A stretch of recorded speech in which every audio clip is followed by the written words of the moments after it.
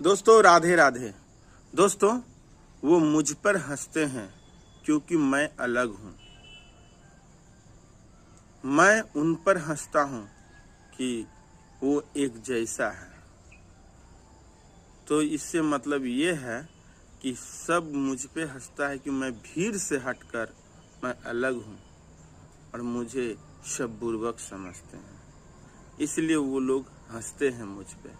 मैं हंसता हूँ इसलिए कि वो सब एक जैसा है, इसलिए हंसता हूँ कि सब बुर्बक का बुर्बक है। मुझे ऐसा लगता है क्योंकि वो भीड़ में चलता है, झुंड में चलता है।